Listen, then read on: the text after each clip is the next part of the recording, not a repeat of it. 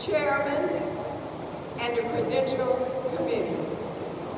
My name is Fannie Lou Hamer, and I live at 626 East Lafayette Street in Louisville, Mississippi, Sunflower County, which is the home of Senator James O. Eastland and Senator Stennis. It was the 31st of August, 1962, when 18 of us traveled 26 miles to Indianola in order to register to become first-class citizens. When we got there, we were met by the policemen and the highway patrol, which would only let 2 of us take the literacy test. When we finished, we headed back to Louisville, and we were stopped by the highway patrol and the policemen and carried back to Indianola. And the bus driver was charged with driving the bus the wrong color. He was fined, and we gathered the money among us in order to pay the fine.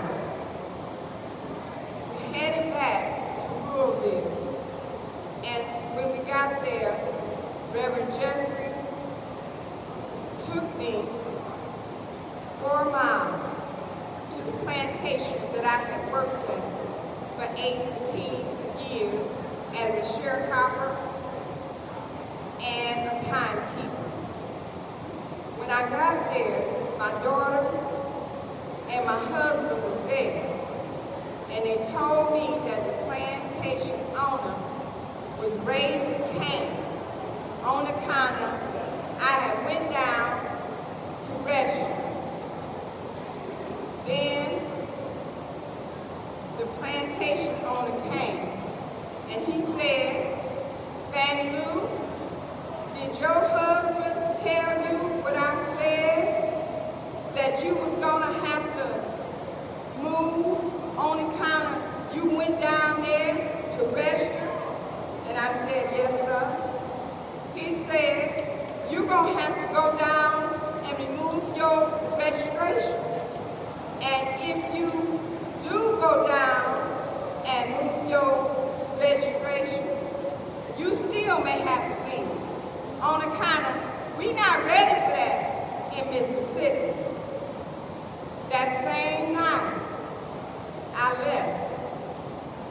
Then, not too long after that, they shot 16 bullets in my friend's home, which was aiming for me. Then 2 girls were shot. Later on, Mr. and Mrs. Robinson, their home was shot in too. Then, in 1963, June the 9th,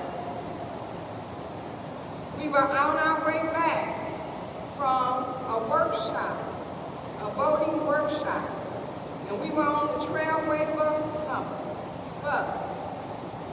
And when we got to Winona, which is Montgomery County, we stopped at a restaurant. And when we stopped at the restaurant, 2 people got off to use the washroom, and 2 people got off to get something to eat. Then I saw a policeman. They were put out of the restaurant. Then they were being put into a police car. I was still on the bus, and I got off. I got off to see what all the fuss was about. And I was headed back to my seat, and they was putting them in the police car. And when I got on my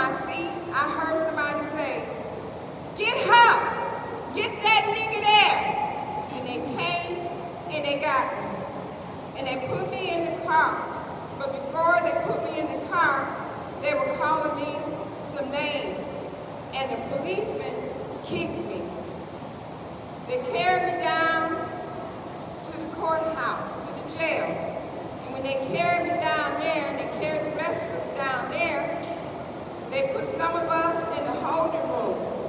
And then they put some of us in the cells.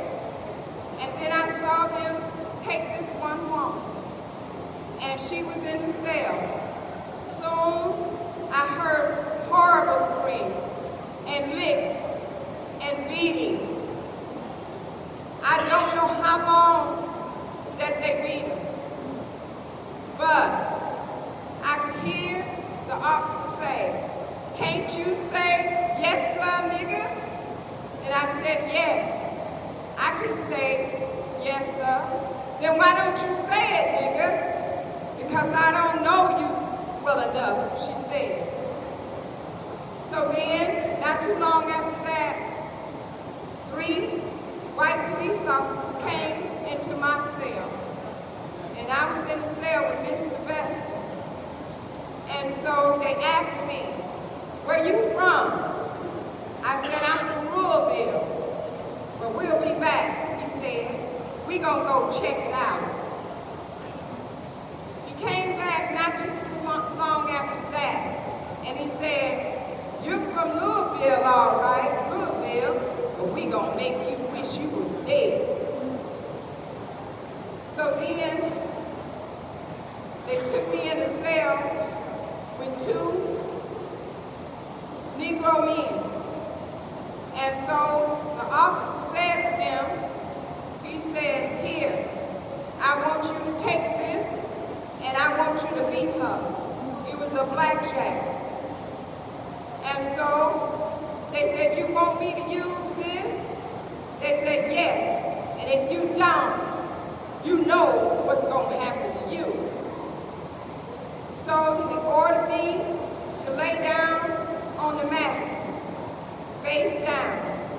And when I lay face down, the Negro man began to beat me. He beat me until he was exhausted. And then there was 2 of them. When he was exhausted and tired, then he had the other man beat me. He beat me and he beat me. And then I was holding my legs on account of when I was a child, I had polio. And I didn't want any more pain to be brought on my leg, my left leg. And my dress was coming up when they beat me, and I would pull it down. And the white officer came, and he pulled it back up again. Then I began to work my feet on account it hurt so bad. And when I worked my feet, he ordered the Negro, that first Negro that beat me, he ordered him to sit on my feet. Then he still continued to beat, and I screamed and I hollered. And then the white officer came and beat me in my head. I suffered kidney damage and a blood clot in my head. All of this is on account of we wanted to vote and become first-class citizens. But I want to know, is this America, the land of the free and the home of the brave? We have to sleep at night